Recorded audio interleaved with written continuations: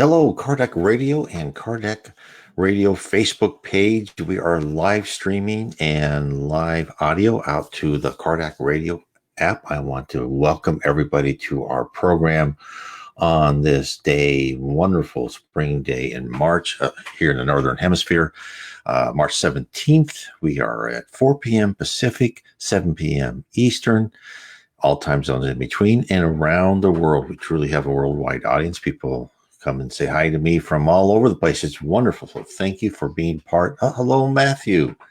Thank you for being part of our program tonight on this Sunday. Again, I just want to tell everybody we'll should be having a program next Sunday, and after that, I'll take a little hiatus, and I'll be probably coming to you from Brazil after I get myself situated with a good internet connection, etc. So why are we here? We are here again. A very exciting program. We are here for the last chapter. This is kind of the summary chapter of How to Live, which is basically an interpretation of what is Andre Luis meant when he created a poem, Inner Peace, with 24 verses. And we are going to go through each verse and just summarize what we had said in the previous chapters. So my book, How to Live, is available on Amazon. You can get through it on my website, nwspiritism.com.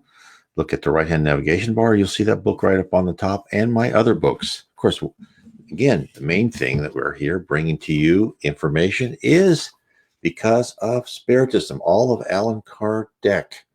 There was no one that we could have done without than Allan Kardec, the codifier of Spiritism. I'll bring it over here. There we go. The codifier of Spiritism. It was in the 1850s. He was interpreting and asking questions to various mediums throughout Europe and different geographical areas and different mediums, but with the same question, and he didn't codify them in his book until he got the same or very similar type of answer. And all this, of course, was brought to you by the Spirit of Truth, as told by Jesus Christ, that you, in the New Testament, you'll be given a consoler, the Spirit of Truth, that will tell you more. And we are being told more. Why are we being told more? Why were we told more in the 1850s? Because we were at that next step, technologically and culturally, to be able to receive the message. So Spiritism, again, is not just a one-time thing. The things in the Spirit's book were not just codified and that's it. Spiritism keeps bringing us more and more information from Leon Denis, who started writing books after Allan Kardec, Chico Xavier, Yvonne Pierre, Valdo Franco. All these people, Reverend G. Val Owen, kept giving us more information brought to you by higher spirits, telling us about why we're on Earth, what our purpose is, what's the process, what are the different levels of heaven, what's the lower zone and the deep abyss. What does this all mean? Why are we here? And so this is just the most vibrant doctrine. It's not a religion. But Spiritism says that religions will bring up the central tenets of Spiritism and use them as part and part of their daily religious practices. That is the reality of heaven, the reality of reincarnation, the reality of karma. All those things are real, and they're real because we are here on the campus called Earth, so we can learn to become better spirits. We are on a planet of atonement, where we are paying for past wrongs and we are improving ourselves. So one day we can actually graduate and become a spirit who is actually productive and helpful to other spirits throughout the multiple universes created by God. So again, we are here to talk about our last chapter of How to Live. Very exciting. So let's talk about this. Let's talk about when they made this wonderful poem, Inner Peace. So it's really about living well and living to what your spiritual potential is, right? In the poem by Andre Luis, it's not just 24 random lines of personal improvements, and it's actually a laddered plan towards spiritual ascendancy. As with most communications from the spirit realm by high spirits, every word has a meaning and a purpose. Extraneous prose is not usually present. That is why when I read a book or a message from an advanced spirit, I read it over multiple times. Invariably, I detect a meaning I didn't catch before. And also many times, if I read something early, maybe years ago, and I reread it now, learning more about spiritism and about the spirit processes and the spirit universes, even then I learned something new. Hercule Poirot said in his analysis of the poem that it was a blueprint, a sequence of propositions laid out in ascending order, which would illuminate the path to true living and inner peace. Now, each of the verses in this poem is attainable, but the effort to conquer each one is dependent upon successful attainment of the previous stanza. Let's examine the first line of the poem. Trust in God and yourself. And just look at these verses. They're just very short, 4 or 5 words, maybe sometimes less. Very short and to the point. And this is what was so fascinating about writing this book, is that, okay, what do they mean by those short 4 or 5 words? What do they mean? How do you attain it? So let's talk about trust in God and yourself. It all starts from there. Without a belief in a higher power and a purpose for life on earth, there's no rhyme or reason to ever improve or think of helping others. We would just be temporary life forms on our planet to attain as much pleasure and material goods that we could, and then melt back into the soil when our time is up. We see it, but that, you say, that's really kind of our life today, our culture today, right? You're just here to consume as much as possible, to get as many material goods as possible, and try to live as long as possible, make yourself look young as long as possible, whatever you can do, freeze your body or become immortal somehow, because, heaven forbid you would die, because then it's all up, right? You're gone. You're wiped out forever. Well, that's not true. This is what Spiritism and other religions, I should say religions, Spiritism is a doctrine, have told us. We are immortal. We are immortal spirits. We are put into this body because it's a good vehicle to learn and to repurpose and to mold our character, to take the blemishes out. But so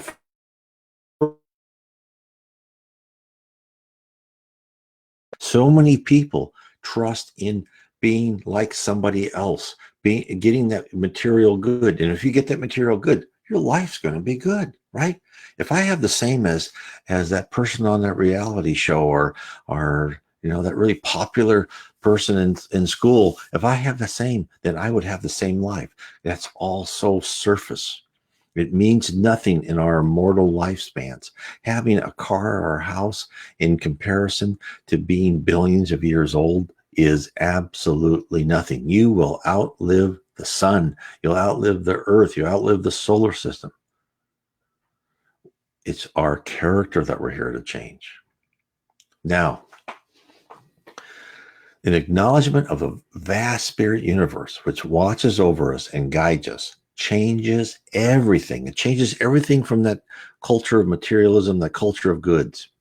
When we learn about the comfort of God's love, we realize that we are valuable members of His family. And as such, we understand our own worth. We know that we are not evolutionary happenstances. We are humans on this planet to learn and to improve. Hence, we trust the importance of our life and ourselves. What's the next stanza? A serene conscience.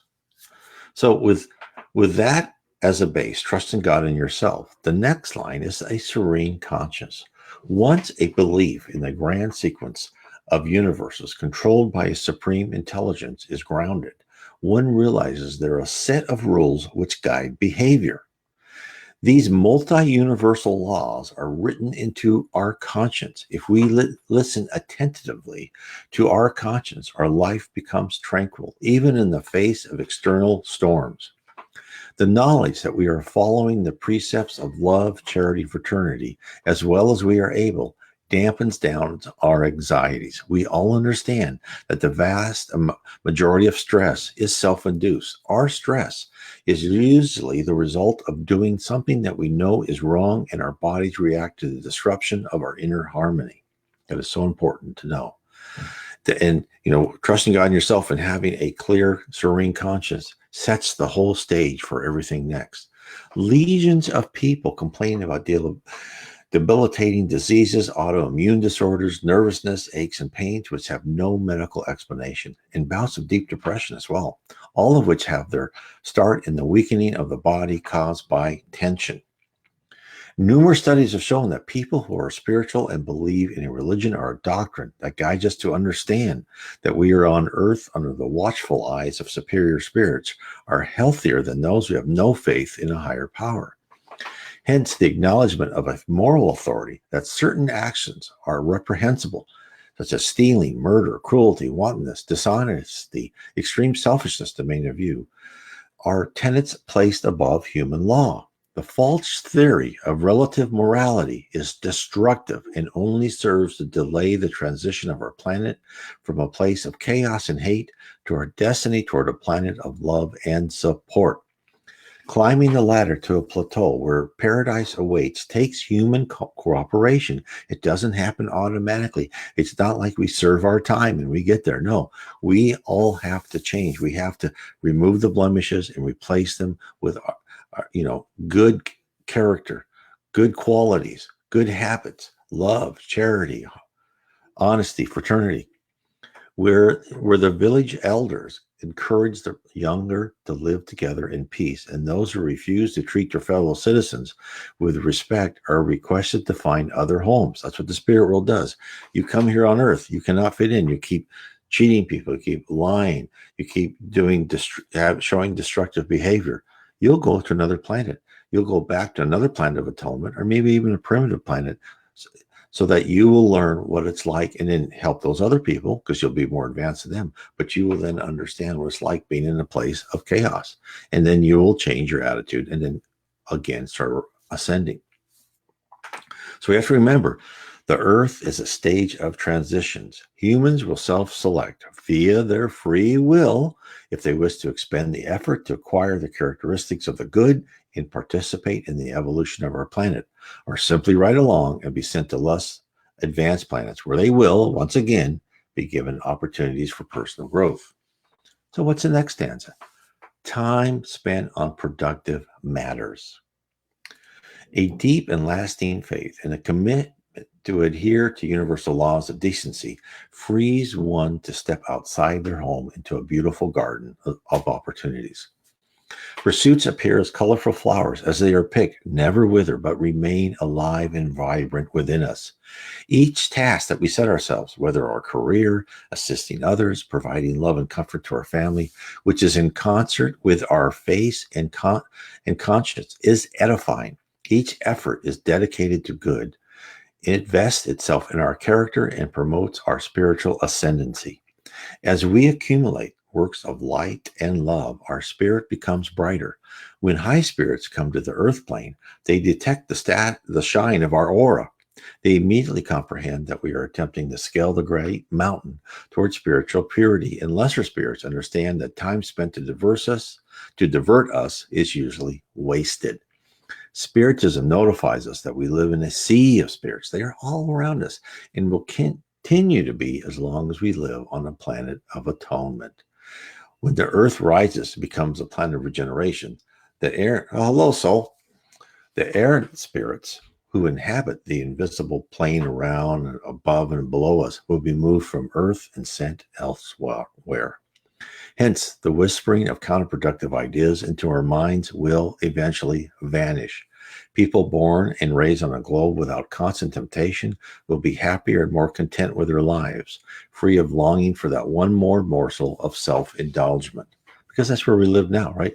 It's hard for us to spend time on productive matters. We all knew growing up in high school, college, even at work, how many people spend time on productive matters? And I'm not saying you have to do it all the time. You need to rest and relax, sit back sometimes. But I mean, it's like, so many people's focus is on just, materialistic things, getting that new clothes, getting that new purse, getting that expensive car that you can't really afford, instead of doing at least, a half hour a day, or, reading about spiritism, reading about, understanding your own conscience, meditating for 10, 15 minutes at least, trying to connect yourself to the sea of good spirits around you. That will help. It doesn't take much to get you started.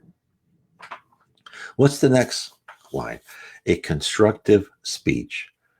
Nothing motivates others as well as positivism, right? The signs of self-confidence, compassion, and constructive approaches to problems will naturally radiate from you when you have demonstrated a personality steeped in promoting love and care for all. As you become a better person, more spiritual, and a kind individual, your verbal communication will naturally. Oh, say Gabriel. Oh, thank God it's Sunday. There. Oh, thank you, Gabriel.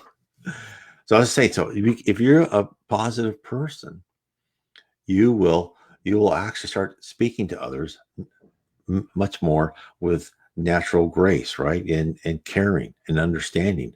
All of these, faith in yourself, in the wisdom of the spirit realm, following your conscience, activities that are beneficial, and conversation which is free of pessimism and negative thoughts create a powerful feedback mechanism. Thoughts radiate from your mind at a constant pace. Your ideas flow around you and throughout the galaxy. At the same time, thoughts from others invade your mind, and you are subtly affected. As you begin to transmit happy and encouraging ideas, these will bounce off of others and return to you. It's a feedback loop, a very powerful feedback loop of ever-increasing goodness will be established. Unfortunately, there's also the opposite happens. When people are depressed and they're mean and rude to others, that creates a negative feedback loop. So you want to start creating a positive feedback loop, and others will feel this positive, good feelings in your presence, which will cause them to think healthy thoughts, thereby sending back uplifting feelings to you. Now, again, as I said, we've seen the opposite, whereby people in a deep funk attract others like them, each feeding off negative emotions, thereby sinking them all further into despondency. Escaping from that condition is difficult and painful.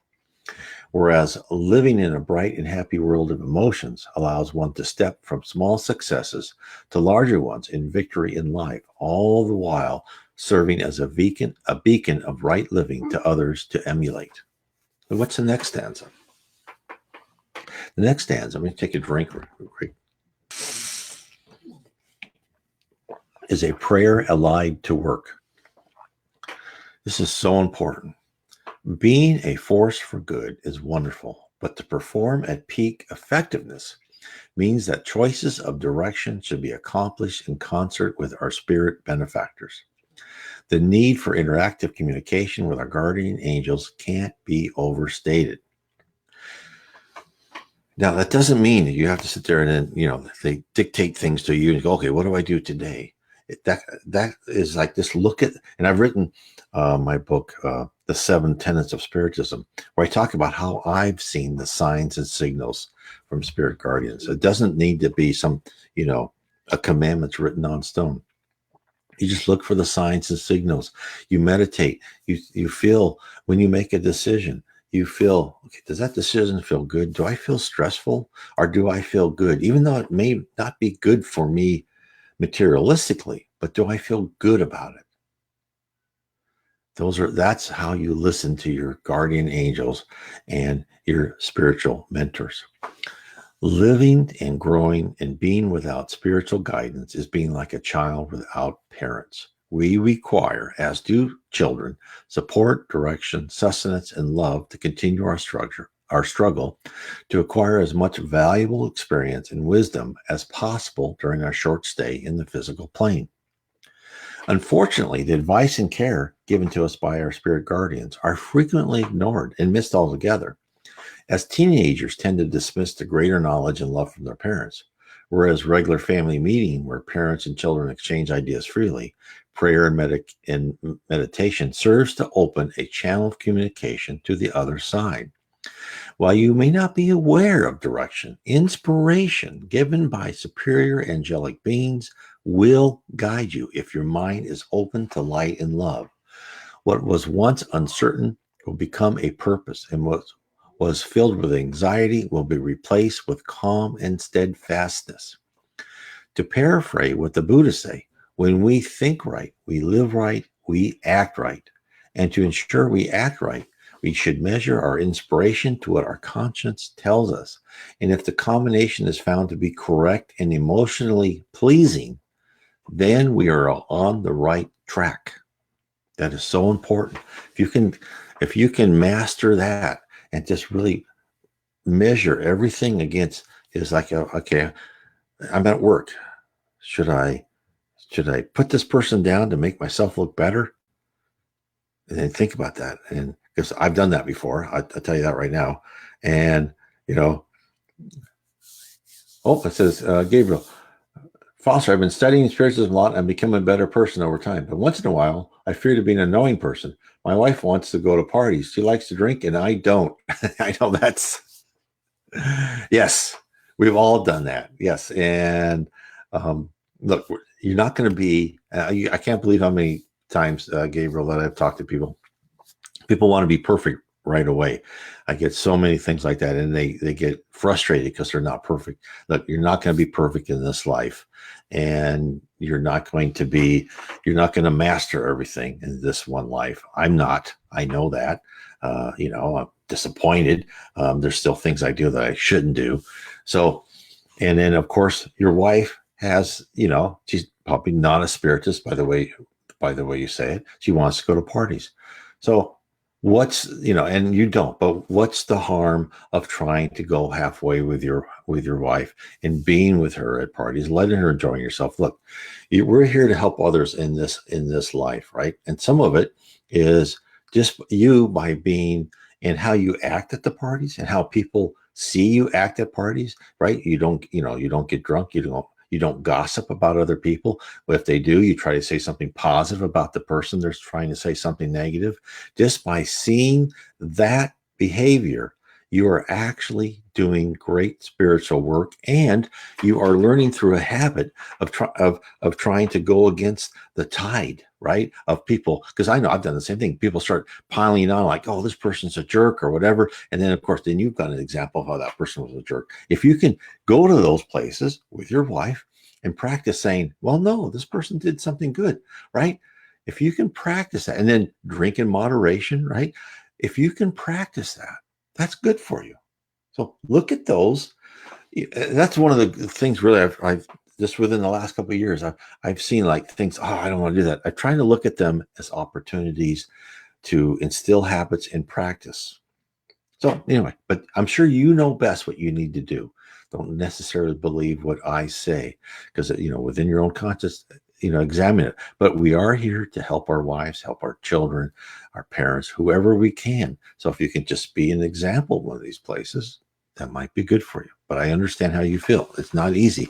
Luckily, my wife and I kind of just did spiritism together. But I know many couples where one person is a spiritist, another person really isn't. And you just have to understand that that person's not ready for that. It's hard being a spiritist. I totally understand. And you just have to be patient and loving. And maybe it won't even happen in this life, but maybe the next life they'll think about it. And when you both pass over and you're together, to go, wow, you were right. So one never knows. So in hope and actions, remember always, our guardian angels desire and fight for our triumph in any enriching mission, right? If there was a failure, it was meant to be. It was to provide a needed lesson, so subsequent endeavors will be victorious. It is important to learn from failures as from successes. Only through analysis of our strengths and weaknesses can we permanently alter our character to the good. The spirit realm has complex plans for you, and your life isn't meant to be a smooth ride in a luxury car. Instead, it is more a trip in your first automobile you purchased in high school. It has frequent breakdowns, and you had to constantly check the oil, but with perseverance, you got to where you wanted to be. As an example, my wife and I were at a spiritist mediums meeting in Rio de Janeiro in February 2018. In a message we received, we were told not to be discouraged when our plans did not proceed as we wished, because some of the detours we take are opportunity for personal growth. So let me say that again. I think it's important. because we had made plans, and of course, the old joke here is, is when you make plans, God laughs, right? Because your plans never work. There you go. Thanks for advice. My guardian angel helped me in all these situations. Jesus is always with us. Yes, you're absolutely right, Gabriel. Thank you. So again, the message we received during that mediums meeting is we were told not to be discouraged when our plans did not proceed as we wished, because some of the detours we take are opportunities for personal growth. I mean, isn't that an amazing message? I mean, these are the messages that some people go, well, I'm talking to spirit. They should tell me how much money I'm going to make in my next job or where I'm going to learn this. No, they're telling us something so much more important. Don't be discouraged, right? You're going to be going to this path. They're not going to do exactly what you want to do. You're on a lesson plan. You're not in control of the lesson plan. We are. You have free will within the lesson plan, but we're going to help you more than you know. That's really where we are. We're being helped more than we know. And some of the things we go, oh, why me? It's like, oh, you should say, thank you. Thank you, Lord, for teaching me that. Therefore, keep in the forefront of your mind, we are part of an intricate tapestry, right? There's an overall design. We can't see it. We're deep into the threads, but the path to the end must follow these threads, which appear and disappear and touch many others. Deep inside the construction of the carpet, we can't see the pattern, right? It doesn't matter. The plan exists in full view of the spirits who guide us. And when we return to the spirit realm, we too will see it and recognize the brilliance of the enterprise to make us a better person. What's the next one? An industrious patience. As we reanalyze each line of the poem in order, the building blocks begin to reveal their overall structure. In the stanza before, we were asked to commit to hope and action. Now we're being cautioned that we should acquire an industrious patience. It all makes sense. I know, because I've lived it. When I started out on the journey of discovering Spiritism, I felt I had seen a treasure, and all I needed was to open the lid of the chest, and others would also be enthralled. But in each message I received from the spirit realm, I was told I would be planting seeds, which meant that I would not see results. In other words, I had to toil and be patient. The crop would rise at its own time, not the moment that I wished, but when it was ready. To cut through the barrage of calls for purchasing worthless goods with a message of inner peace and spiritual growth is an uphill battle. Most probably it will be a fight that will last decades, if not longer. Allan Kardec codified Spiritism in the 1850s, and it enjoyed a remarkable period of reaching out to European and American audiences. But then, organized religion, seeing the danger of calling for internal personal improvement, as opposed to public demonstrations of piety by listening to rote prayers and ceremonies, fought back. And it did its best to discredit the notion of communication with spirits and the truth of reincarnation. Spiritism was able to reemerge, never dying in Europe thanks to the effort of dedicated evangelists such as Leon Denis and others. But more importantly, it found renewed roots in Brazil in the early 1900s and began to reach a large section of the population. After Chico C. Xavier started to publish books he psychographed from various spirits, where at the present over 5% of the population are spiritists. And you will find spiritist centers in most neighborhoods and spiritist hospitals in various cities, all dedicated to working with modern methods and the spirit world to help incarnates and discarnates alike. In summary, we are told that any task that we set our sights upon may not be easy or even bear visible fruit, but the work itself is part of the learning experience. As we are doing, we are growing. We are plowing the soil and sowing seeds for the future, our future and those around us. Patience is required, as it always is in any grand endeavor. So what's the next one? A dispassionate opinion. Oh, that's so true. High spirits know the truth about us. They understand why we are here and the tribulations that we must suffer in order to emerge one day as a productive soul in heaven. We are on the planet, have our own truth, right? within our culture, right? And these truths are not necessarily rooted by facts because humans in general are as yet unable to comprehend the true meaning of our existence. Hence, we lack a set of prejudices, conditioned likes and dislikes that we acquire in each lifetime, and some carry over from previous lives. We tend to personalize our feelings towards others. We categorize them into good and bad buckets. Once labeled, it is almost impossible for a person to transfer from the bad to the good pile.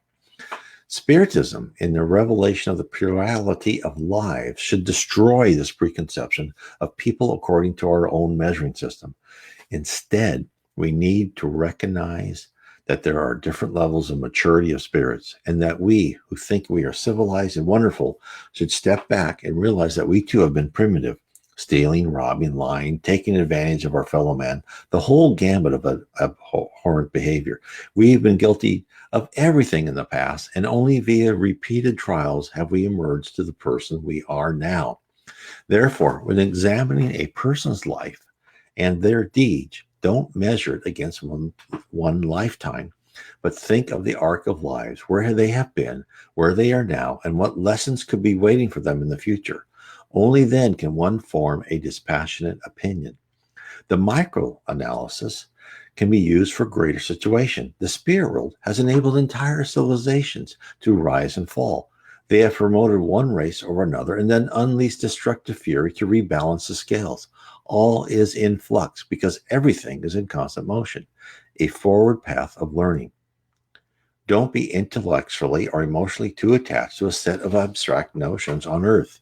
Each country, civilization, political party, religion, or whatever human-created organization one can think of are all going to disappear or to be radically transformed as we approach the creation of a planet of regeneration. What's next? The blessing of comprehension. The blessing of comprehension.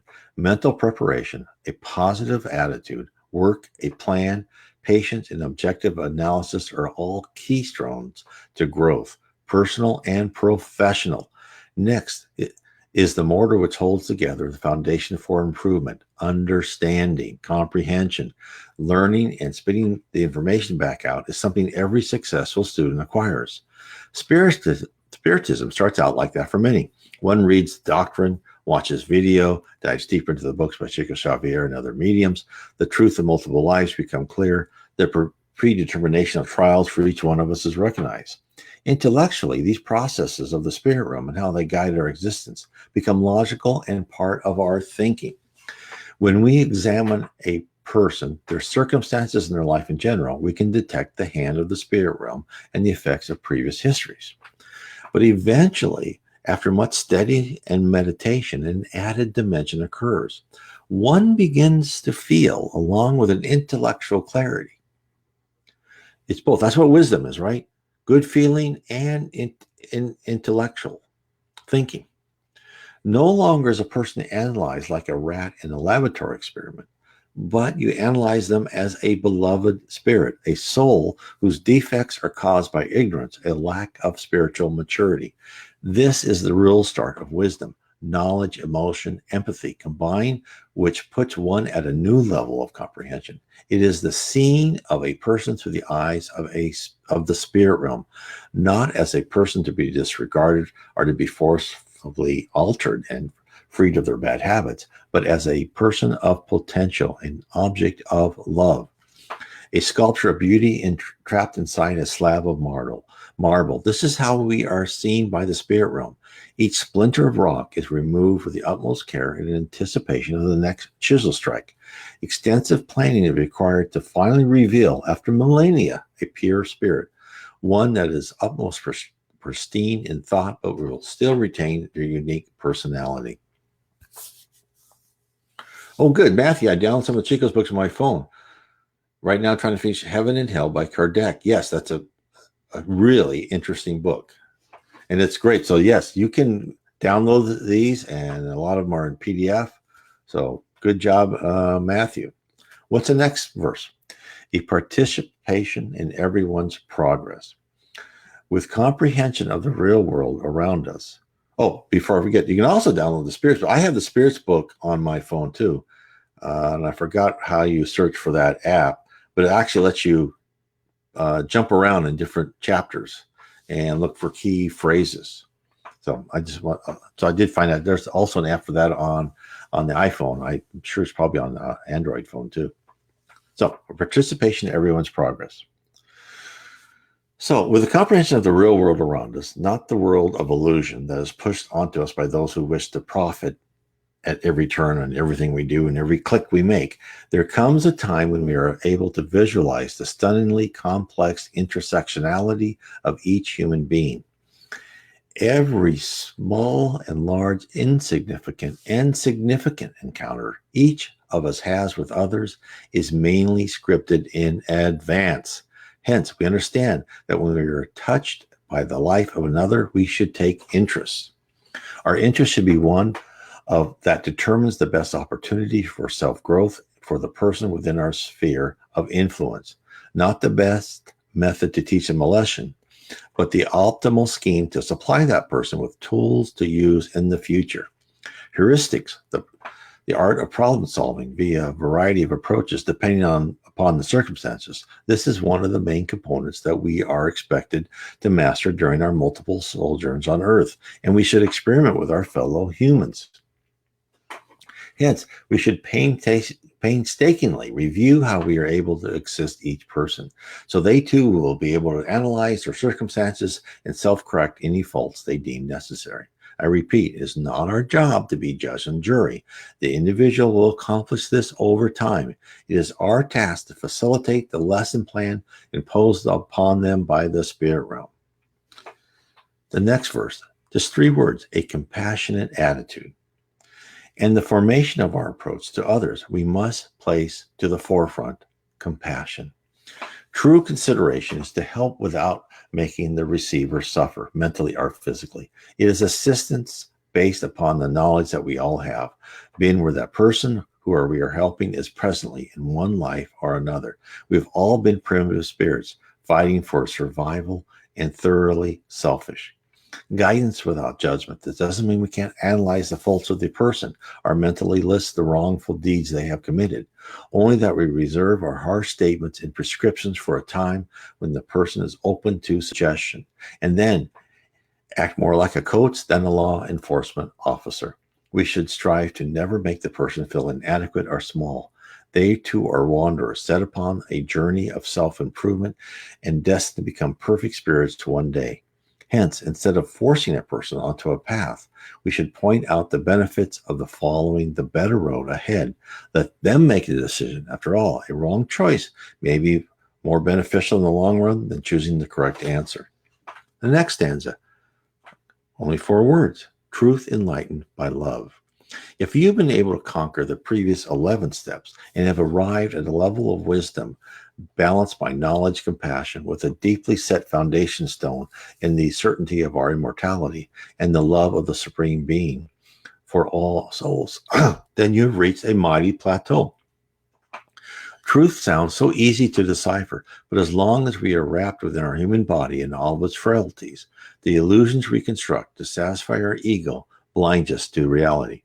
Our self-importance, our false beliefs in the goodness in all circumstances, our intellect, the righteousness of our desires, all form a rigid set of armor protecting us from the truth.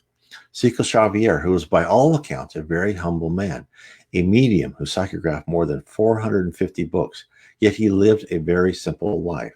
He slept in a small bed in a small room. He was asked, "Chico, are you humble or are you ashamed?" And he replied, "I am ashamed." This simple answer exposed everything about what Chico knew about himself and all humans on the planet. To be humble is to be not proud or haughty, even though you may have reasons to be so. If Chico said he was humble, then it would imply that he is acting with deference because of his philosophy and love of people. Ultimately, it would denote that he was a self-made man who had vast mediumistic powers and many achievements under his belt, but he decided to act with kindness towards all. Instead, he said he was ashamed, which fully demonstrated that Chico understood that he was an immature soul, albeit vastly superior to all of us. In the land of immature souls, who are learning to become civilized. Chico knew that saying he was humble would be like a fifth grader saying he or she was humble. The elementary student has no concept of life outside their house or classroom. They wouldn't understand the truth about life beyond their little universe. They couldn't comprehend. They don't have the capacity at their stage of development. Chico knew this and answered the question with unerringly honesty. Although the difference between the child and us is that we do have the capacity to comprehend, but the trek is difficult. Hence, to fully embrace the truth, we must step outside of ourselves. We must look at ourselves with compassion, yet under a pure white light of veracity. We must strip away the false pretenses and see ourselves for the immature soul we are. That we live in a world of falseness, false goals, false desires, false institutions, all there to hide the naked truth. That we are imperfect on a journey to become perfect. Truth enlightened by love. And that journey is not accomplished in solitary, but with the guidance from a higher power, with absolute rules of conduct, which we all know, but steadfastly attempt to ignore the pleas of our conscience. While under this harsh spotlight, we may look like wet shaking puppies, but understand well, within each incarnate spirit, there's a secret garden of love, understanding, and compassion waiting to be revealed. All it takes is hard work and study.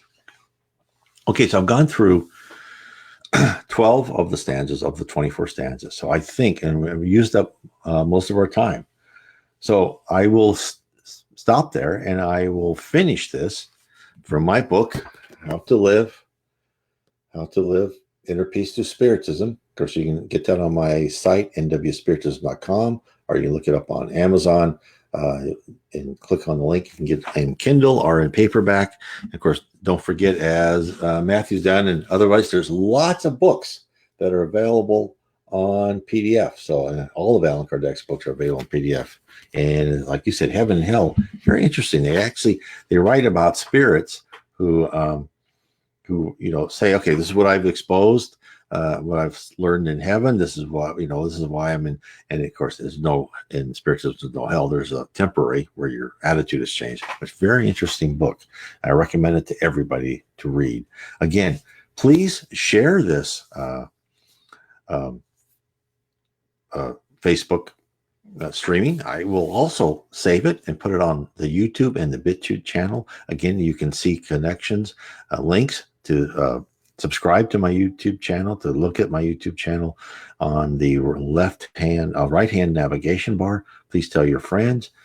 The videos are good for you to watch, to understand. There's a lot of other videos through this other Spiritist Society. Go to my Facebook site, Spiritism and Spirit World Around Us. There's lots of good links. I think there's some things going on there in Florida, Miami, Florida. So take your friends, go talk to people. Try to, you don't have to evangelize. You just have to be there and talk to people and say, well, this is what I believe, and bring things in conversation. And if they don't react, then not to pursue it further. That's what I do. I don't force myself and think, because otherwise, if you force yourself, people think that you're just a crazy person. I'm sure a lot of people think I am. But as I go through this, my faith is based upon what I think are real facts. Now, would they be facts in a court of law? No. But to me, the real facts, the real happenings, the real things in my life that have no other explanation than there are spirits, the spirit world, and that we are more than what we seem. So I want to bid everyone a wonderful night. I will see you. We'll finish this next Sunday night. God bless everyone, and thank you for this. So Gabriel asked a question: why do we become sad seeing people make mistakes rather than to be happy that we believe everything has its proper time? It seems that the more we learn, the more we want to teach others. I have to reach the balance of it. Yes, I know. That is so true. And that's why they're talking about, well, that's why one of the lines of the verse was an industrious patience. You just really hit the key on that, some of the meaning of an industrious patience, which means you have to be patient for people to reach their own level at their own pace, at their own time, and with the spirit world helping.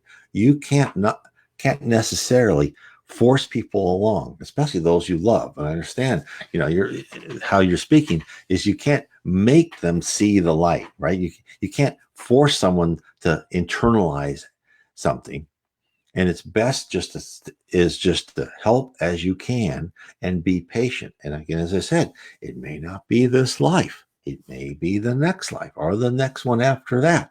So that you just have to smile and know that you're there to help, and that when the opportunity presents itself, you lightly express your opinion and you just always give good help. But yes, Gabriel, you've said, that's why, again, patience and then the blessing of comprehension. Those are two things that will work in your favor, to be more understanding and not have to say, oh, I want better results because I love that person, right? I want that person to be better. I want better results now. And that person's not ready, right? It's not ready. They will be at some time. That I promise. Okay. Is there anything else? Anyone? When I get to Brazil, I'll probably have some of these. We'll just have, questions on spiritism and so forth. So it hopefully will branch out a bit as we see. Anyway, I want to thank again, please share, subscribe to my BitChute and YouTube channels, and tell your friends, share this. And I want to say God bless to all of you who are listening and those who see it later on our channels, and have a wonderful week. And we'll see you next week.